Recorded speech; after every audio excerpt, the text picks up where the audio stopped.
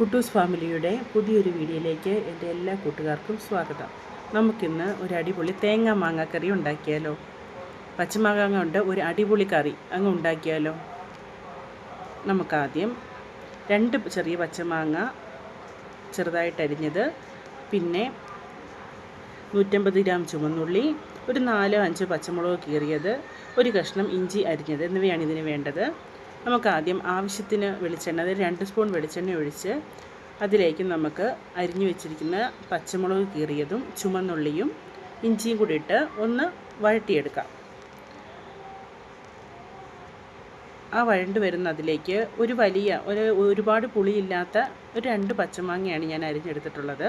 പുളി തീരെയില്ലെങ്കിൽ കറിക്കൊരു ടേസ്റ്റ് കിട്ടത്തില്ല, എന്നാലൊരു അത്യാവശ്യം പുളി വേണം.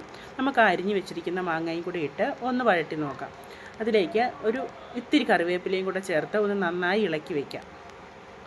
ഇതിലേക്ക് ഇത്തിരി മഞ്ഞൾപ്പൊടി,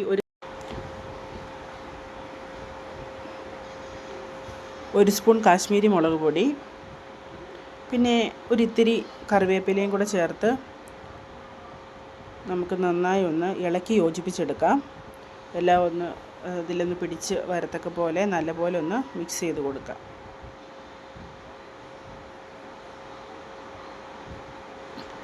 തീരെ പുളിയില്ലാത്ത മാങ്ങയാണെങ്കിൽ കറി വെക്കുമ്പോഴത്തേനും ആ ഒരു ടേസ്റ്റ് നമുക്ക് വരത്തില്ല. അത്യാവശ്യം പുളിയുള്ള മാങ്ങയാണ് ഈ കറിക്ക് ഏറ്റവും നല്ലത്. എന്നാലേ ആ പുളിയും നമ്മൾ ആവശ്യത്തിന് എരിവിന് ആവശ്യമനുസരിച്ച് പച്ചമുളക് കീറിയിട്ടാൽ മതി. പിന്നെ നമ്മൾ കാശ്മീരി മുളക് പൊടിയും കൂടെ ചേർക്കുന്നുണ്ടല്ലോ, അപ്പോൾ അത് മതിയാവും. പിന്നെ നമ്മൾ ഈ മാങ്ങ ഒന്ന് മുങ്ങിക്കിടക്കത്തക്ക പോലെ ആവശ്യത്തിന് വെള്ളം ഒഴിച്ച്, പിന്നെ ആവശ്യത്തിന് ഉപ്പൂടെ ചേർത്ത് ഒന്ന് നന്നായി ഇളക്കി നമുക്കൊന്ന് മൂടി വെച്ച് മാങ്ങ നല്ല പരുവത്തിൽ വെന്ത് ഉടച്ചെടുക്കത്തക്ക രീതിയിൽ നമുക്കൊന്ന് മൂടി വെച്ച് നന്നായി വേവിച്ചെടുക്കാം.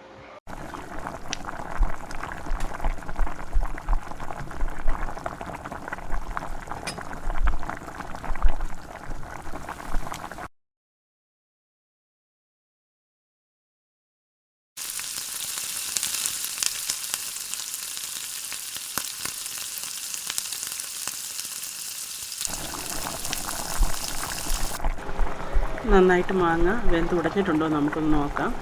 വെന്ത് വരുന്നുണ്ട്, നമുക്കൊന്ന് ഇളക്കി വയ്ക്കാം. നമുക്കിനി ഇതിനാവശ്യമായിട്ടുള്ള അരപ്പ് തയ്യാറാക്കാം.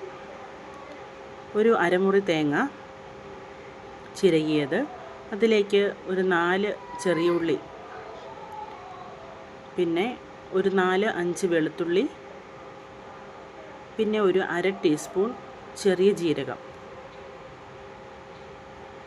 ഇവയൊന്ന് നമുക്ക് നല്ലപോലെ ഒരു നുള്ള് മഞ്ഞൾപ്പൊടിയും കൂടി ഇട്ട് നമുക്കിത് നന്നായിട്ടൊന്ന് നല്ല പരുവത്തിൽ അരച്ചെടുക്കാം.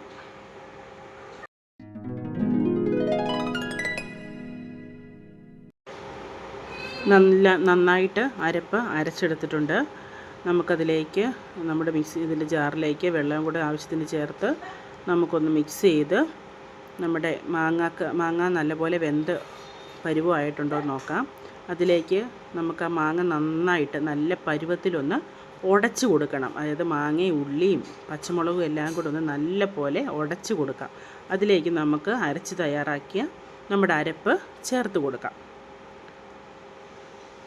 നല്ല അരപ്പിൻ്റെ പച്ചമണം മാറത്തക്ക വിധം നന്നായിട്ട് ഇളക്കി കൊടുക്കണം. കാരണം അരപ്പ് തിളയ്ക്കാൻ പാടില്ല. നല്ല പോലെ ഒന്ന് ഇളക്കി യോജിപ്പിച്ച് കൊടുക്കാം. നല്ലപോലെ ഒന്ന് മാങ്ങയിലൊന്ന് മിക്സ് ചെയ്യും. മാങ്ങ നന്നായിട്ട് ഉടയ്ക്കണം കേട്ടോ.